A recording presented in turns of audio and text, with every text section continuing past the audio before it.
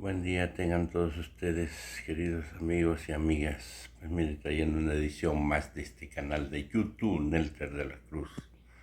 Por ahí denos un like. O aquí en la campanita aquí abajo para llegar a más personas. Empezamos a quitar el recuadro. Con su permiso, señor presidente, muy buenos días a todas y todos, al compañero José Ángel Ávila. Él es el director general, el comisionado de los penales federales. A los representantes de los medios de comunicación, buenos días. A todos los que nos ven por las redes sociales, muy buenos días. El pasado 13 de enero, por instrucciones del presidente de México, el licenciado Andrés Manuel López Obrador, presentamos ante ustedes información relativa a los 8 contratos de prestación de servicios que se firmaron en la administración de Felipe Calderón, siendo en la época del señor García Luna, que se hizo esta firma con particulares para la construcción y operación del mismo número de penales, de 8 penales. Destacar que en algunas de las cláusulas de los contratos establecen que la operación y la seguridad están a cargo del Gobierno de México y las empresas o desarrolladoras solo están obligadas a brindar condiciones materiales, tecnológicas y algunos servicios auxiliares. Hay que decir que al recordar algunas de esas cláusulas, también se estableció que la vigencia de por lo menos 20 años para la prestación del servicio de estos proveedores, de estos particulares, para cada uno de los centros penitenciarios, y el monto proyectado con actualización e impuestos es de 276,619 millones de pesos. De lo cual se ha erogado en 9 años 85,398 millones de pesos. También señalan estos contratos, que los pagos realizados durante la vigencia de cada uno de los contratos se llevarán a cabo de manera mensual en su totalidad, con independencia del número de personas privadas de la libertad que lo ocupen. Es decir, si un penal tiene 100 personas, se paga lo mismo que si tuviera 2,000 personas. El trato representaba un gasto para el pueblo de México equivalente, nosotros decimos, esa es una percepción de la Secretaría, este gasto representa un equivalente al hospedaje diario en un hotel de 5 estrellas o más por el alojamiento, alimentación y la atención de cada interno. Por ejemplo, en 2020, el gasto es tan grande que de los 22,776 millones del presupuesto ejercidos por prevención y readaptación social por esta comisión, 67.7% se fue en el pago de estos 8 contratos. Casi el total, lo que significa pues esta privatización de estos servicios. Además, como se hizo de conocimiento en su momento, los contratos establecen que los inmuebles y sus instalaciones, una vez concluida su vigencia, siguen siendo propiedad del proveedor y no del Gobierno de México.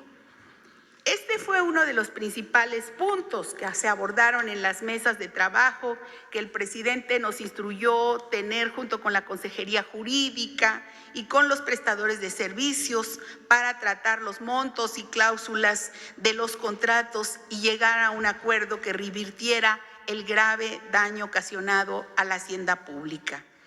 Uno más de los asuntos a destacar fue, como decíamos, la capacidad instalada de cada centro penitenciario contra el número de personas privadas de la libertad que albergaban. Por ejemplo, aquí en el caso del Femenil de Morelos se tiene un número de personas, mujeres que están internas, de un total de 806 personas, y digamos se paga lo mismo por 100 que por 200, que por 800 o por 2,000 personas. Entonces es uno de los casos que ahorita vamos a explicar, y con cifras al 31 de marzo se tenían 12,334 personas privadas de su libertad, PPLs, aquí en estos 8 penales, que es a los que dan servicios. Decir, pues, que hay casos en los que el porcentaje de ocupación es de 32%, como este del penal de Morelos, y no obstante se pagaba como si estuviera lleno al 100%. Y en el mejor de los casos la ocupación está por debajo del 80%. En promedio, el número de personas privadas de la libertad por centro penitenciario llega al 61%. Otro de los asuntos a destacar es el gasto anual por persona privada de la libertad. En esta gráfica se ve que varía entre los 944,000 y los 2,388,000 pesos, es decir, 2,600 o 6,600 pesos por cada una de ellas. Aquí en esta gráfica se ve el gasto por PPL al año, que en promedio es de 1,408,000, y el gasto por PPL al mes, que es de 117,409 pesos, y el gasto promedio por PPL al día, que va de 3,913 pesos diarios, pero, por ejemplo, en un penal de Sonora es el promedio de 2,640 y el Femenil de Morelos de 6,634 por cada una de las personas internas en estos penales. Aquí está el cuadro. No es lo mismo un costo que otro, porque son diferentes los contratos, los costos, y en eso hemos estado trabajando. Con base en estos datos, se trabajó intensamente en distintos momentos con las empresas, con el apoyo y la participación del licenciado José Ángel Ávila, el consejero jurídico Julio Scherer, priorizando el diálogo y el acuerdo con los empresarios titulares de los contratos, con la finalidad de generar mejores condiciones de pago para el Estado mexicano. A manera de ejemplo, el monto que contractualmente debemos pagar a estas empresas este año es, como bien lo dice el presidente, casi de 16,000 millones de pesos, y gracias a los acuerdos establecidos que se formalizarán en breve, se llevará a cabo el pago de 13,543 millones, lo que significa que tendremos una reducción de 2,390 millones de pesos anuales en este año de 2021. Al término de la administración, se generará un ahorro de 10,106 millones de pesos en estos 4 años, y de acuerdo con cálculos que pueden aún variar y tener actualizaciones respecto de la inflación, al finalizar la contratación, el Gobierno de México tendrá una reducción de alrededor de 41,496 millones de pesos. Hay que decir que se logró otro de los logros en la mesa, es que las instalaciones de los centros penitenciarios que están sujetos a los contratos de prestación de servicio, ahora sí sean incorporados al patrimonio de la nación. Mediante este diálogo se acordó mejorar también con estos recursos las condiciones de vida de las personas privadas de la libertad, y que las autoridades penitenciarias, que finalmente son o somos los responsables, logren la cobertura y un mejor respeto a los derechos humanos. Aquí decir que sobre la parte de las conclusiones, ¿qué se logró en resumen? Se logró una reducción del costo, anterior por favor, reducción del costo al gobierno de México de un 15%. Se logró que las instalaciones de los centros penitenciarios sean incorporadas a los bienes de la nación al concluir los contratos. También se acordó hacer una revisión permanente de la calidad y el cumplimiento de las obligaciones del contrato, así como que se busque siempre con las autoridades penitenciarias en los servicios el respeto a los derechos humanos de las personas privadas de la libertad, y así se logra un daño irreversible a la hacienda pública y al patrimonio de los mexicanos y las mexicanas.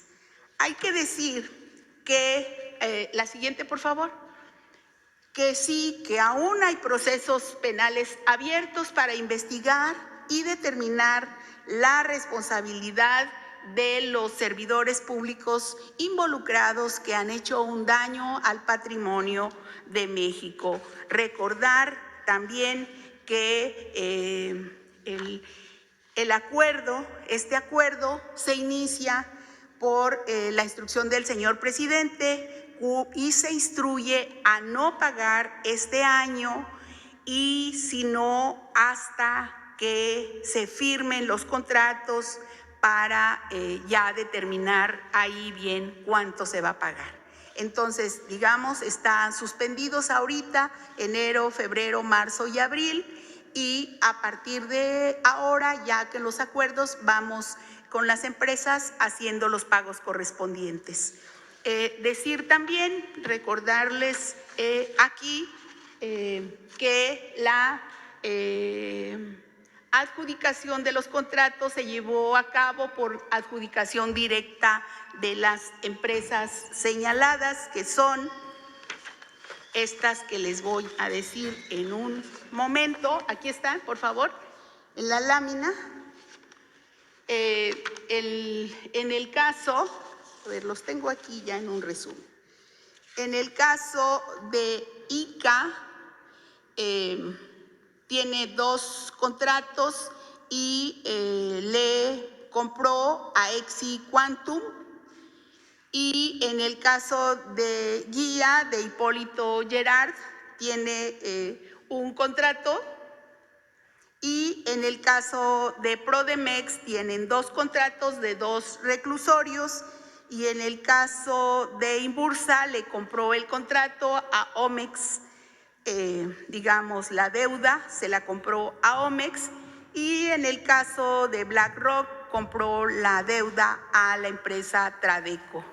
2 reclusorios, 2 penales están en contrato con ICA, 2 están de Prodemex y 2 están de Imbursa, 1 de BlackRock y 1 de Guía, decir. Finalmente, señalar, señor presidente, que este es un ejemplo de que cuando se sigue la filosofía de su gobierno de combatir la corrupción, se generan ahorros importantes a la hacienda pública que podrán ser destinados para beneficio de la nación.